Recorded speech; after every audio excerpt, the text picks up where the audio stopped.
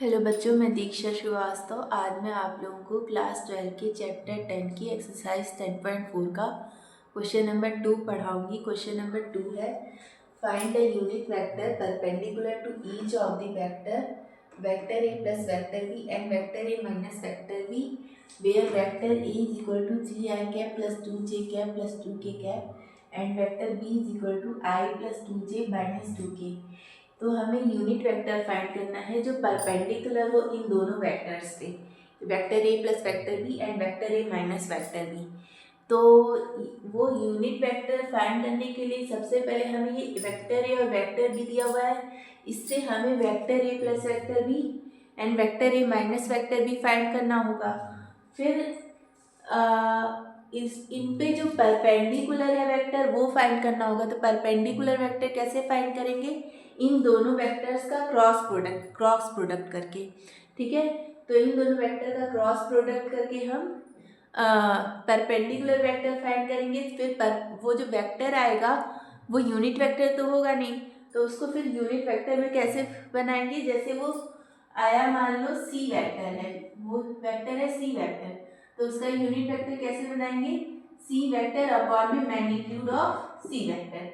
ठीक है, इस तरह हम उसका यूनिट वेक्टर बनाएंगे। ठीक है, तो सबसे पहले हम क्या फाइंड करेंगे? Vector A plus vector B and vector A minus vector B.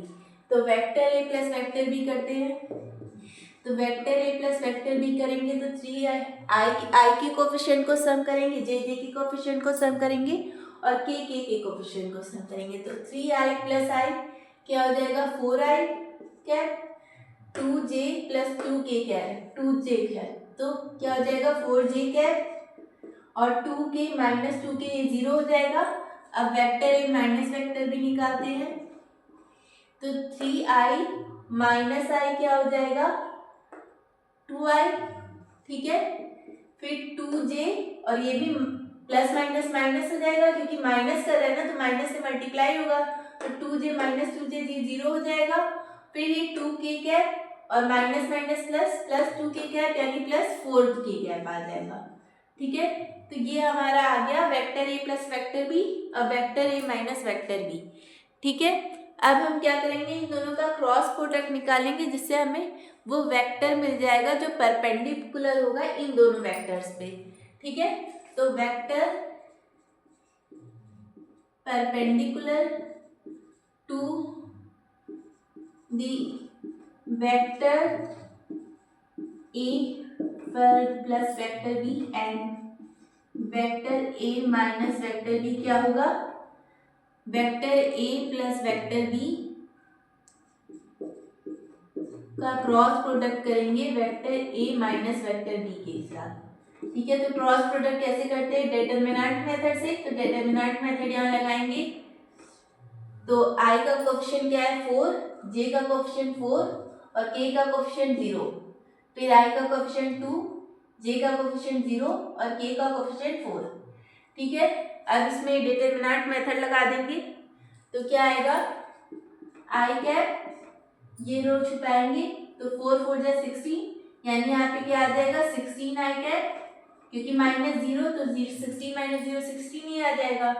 फिर यहाँ से छिपाएंगे तो प्लस j करेंगे तो यहाँ से 0 और यहाँ पे 4 4 जा 16 यानी माइनस 16j आ जाएगा। फिर यहाँ से छिपाएंगे तो 4 0 0 और माइनस 8k कैप। ठीक है,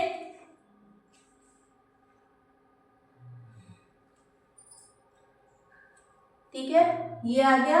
अब हमें क्या निकालना है? Unit vector. तो अगर ये वेक्टर हम मान लेते हैं, ये जो क्रॉस प्रोडक्ट है, ये जो आया ये सी वेक्टर है, तो इसका यूनिट वेक्टर क्या होगा? सी वेक्टर अपॉन में मैग्नीट्यूड ऑफ सी वेक्टर। ठीक है, तो सी वेक्टर क्या है हमारा? 16i cap minus 16j cap minus 8k cap है, तो इसका मैग्नीट्यूड क्या आ जाएगा? आई जे के कोफिशिएंट का स्क्वायर करके सम कर देंगे, तो 16 का स्क्वायर प्लस माइनस 16 का स्क्वायर प्लस माइनस 8 का स्क्वायर। ठीक है, तो 16 का स्क्वायर क्या होगा? 256 माइनस 16 का स्क्वायर भी 256 और 8 का स्क्वायर 64 प्लस करोगे तो कितना आएगा 16, 12 और 17, 576 आया। तो यहाँ पे अंडर रूट में 576 आएगा। ठीक है, अंडर रूट में 576 किसका स्क्वायर होता है 576? 24 का। तो यानी अपॉन में क्या आ जाएगा 24। तो इसको सॉल्व करने पर ये आएगा 16 आई कैप, इधर नहीं दिखाई देगा, रुको इधर लिखते हैं। इसको सॉल्व करने पर आएगा 16 आई कैप माइनस 16 जे कैप माइनस 8 के कैप अपॉन में आएगा 24। ठीक है, फिर जब इसको सॉल्व करोगे 16 अपॉन में 24, 4 से कट कर दो तो 4 4 जा 16 और 4 6 जा 24, या 8 से ही सीधे कट कर दो, 8 2 जा 16, 8 3 जा 24, तो 2/3 आई कैप माइनस 2/3 जे कैप। अब 8 से करेंगे तो 1/3 के कैप।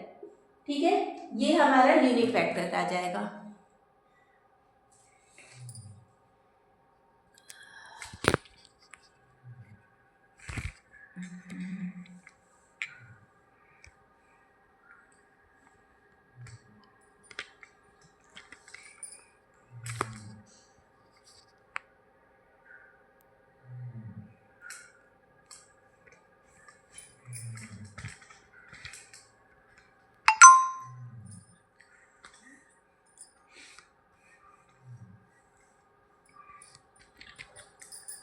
ठीक है, तो ये आप लोग नोट कर लीजिएगा। ठीक है, तो अगर आप लोगों को मेरा वीडियो पसंद आता है तो प्लीज़ लाइक शेयर और सब्सक्राइब करें। अगर आप लोग मेरे चैनल पर नए हैं तो ज़रूर से ज़रूर सब्सक्राइब करें और कमेंट करें। Thank you.